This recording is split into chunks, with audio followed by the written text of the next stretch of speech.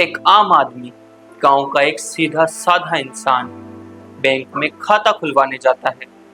उसे कहा जाता है आधार लाओ, पेन लाओ, फोटो लाओ, और वो जैसे तैसे करके ये सब डॉक्यूमेंट्स इकट्ठे करता है और बैंक में वापस जाता है। और वापस उसे कहा जाता है ये डॉक्यूमेंट्स पूरे नहीं है, फिर आना। वो 2 बार जाता है, 3 बार जाता है, कभी साइन गलत तो कभी एड्रेस मिसमैच।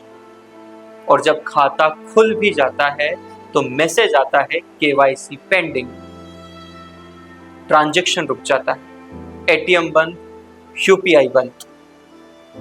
नमस्कार, मैं हूं निखिल और आप देख रहे हैं बीबीसी राजस्थान।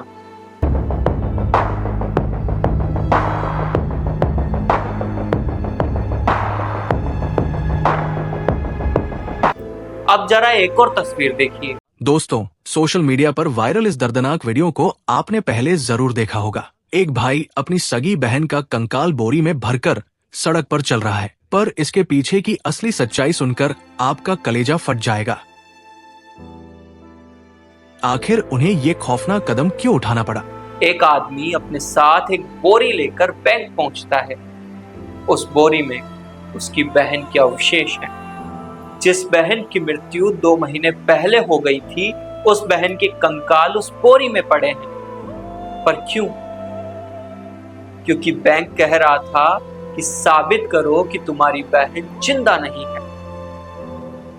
वो बार बार गया, डॉक्यूमेंट्स नहीं थे, प्रक्रिया समझ नहीं आई, ना ही उसको समझाई गई, लेकिन बैंक नहीं माना। और फिर उसे अपनी बहन की कब्र खोदनी पड़ी ताकि वो बैंक को दिखा सके कि ये देखिए, अब तो मानिए कि वो सच में नहीं रही। सोचिए, ये केवाईसी है या इंसानियत की परीक्षा?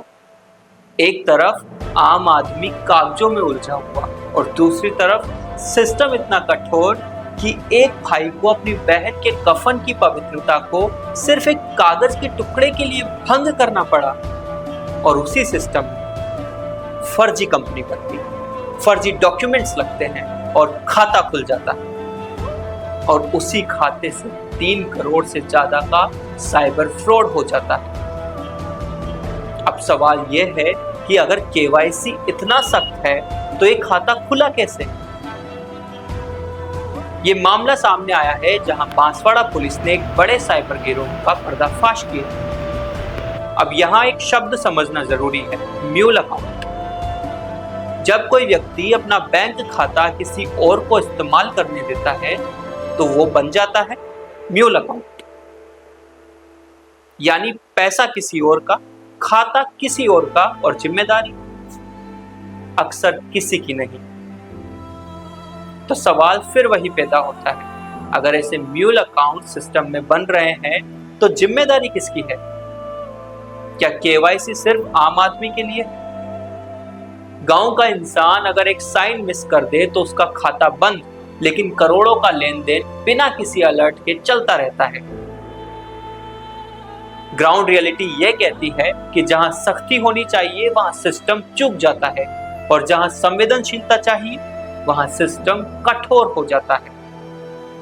और तब आम आदमी को लगता है कि वो सिर्फ एक फाइल है, एक केवाईसी नंबर जिसकी कोई इज्जत नहीं। अब सबसे बड़ा सवाल, क्या सिर्फ ग्राहक जिम्मेदार है या बैंक की भी जवाबदेही तय होनी चाहिए? क्योंकि अगर केवाईसी के नाम पर इंसानियत हार जाए और ठगी के सामने सिस्टम हार जाए तो ये सुरक्षा नहीं, ये सिर्फ एक बोझ आम आदमी पर। और जब सिस्टम बोझ बन जाए तो भरोसा सबसे पहले टूटता है। अब आपकी इस पर क्या राय है? आप हमें कमेंट सेक्शन में जरूर बताएं और देखते रहें बीबीसी राजस्थान।